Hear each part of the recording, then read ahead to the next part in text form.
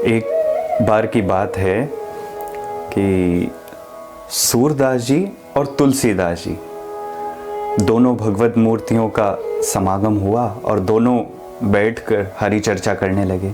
धीरे धीरे धीरे धीरे वहाँ पर संत समागम हो गया और बहुत सारे तपस्वी, ऋषि, भक्त और बहुत सारे संत का जमावड़ा हो गया और दोनों भगवत मूर्ति अपने अपने भाव क्षेत्र में और अपने अपने इष्ट की चर्चा में संलग्न।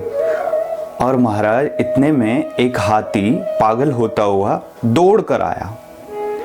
तो उसी समय हल्ला हुआ, अरे हाथी पागल आ गया, पागल हाथी आ गया, पागल हाथी आ गया। जैसे ही ये हल्ला सुना तो सूरदास जी तुरंत उठकर और भागे। जब सारा माहौल शांत हुआ उस वक्त अच्छा सूरदास जी तो उठकर भाग गए और तुलसीदास जी वहाँ के वहीं बैठे रहे अपने इष्ट की तल्लीनता में।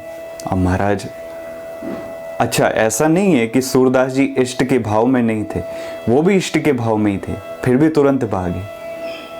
तो आलोचनाएं होने लगी और सारे संत और सभी भक्त बोलने लगे, ऐसो भी कोई भक्त होवे का, उठ के भाग गए हो।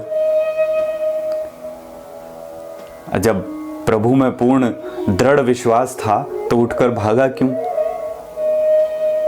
तो जब सारा माहौल शांत हुआ तो आए और उन संतों में से एक ने पूछी कि सूरदास जी वो तो सब ठीक है, आप ये बताओ भागे क्यों? तो सूरदास जी बोले कि भैया इनको तो है धनुष्मान वालों और मेरे तो लडुआ वालों है, मेरे को इसलिए भागनो पर। लडुआ वालों है का करेगो, और कहीं हाथी की खोपड़ी खराब हो गई तो वो सुगंध से आकर्षित होकर और लडुआ के पीछे आ जाएगो। ये धनुष बाण वालों तो धनुष चला के और संभाल लेगो।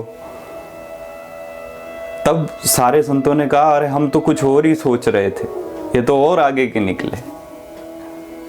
तो भैया संत को कभी अपनी बुद्धि की कसौटी पर नहीं तोलना चाहिए।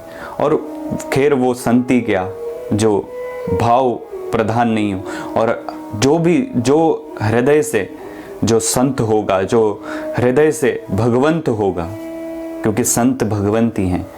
भक्ति भक्त भगवंत गुरु चतुर नाम वपु एक। और संत के हमेशा वो प्रायोरिटी देता है भाव को, इमोशंस को।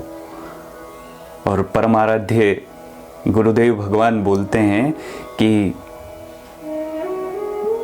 जो दुनिया का पागल होता है वो दिमाग से पागल होता है, जो दुनिया का पागल है वो दिमागी पागल है, और भक्त जो है वो दिली पागल है।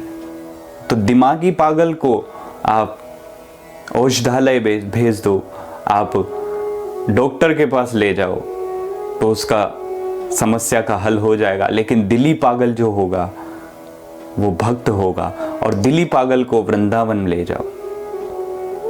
तो वहां पर प्रायोरिटी है इमोशंस की, एक्शन की प्रायोरिटी नहीं है।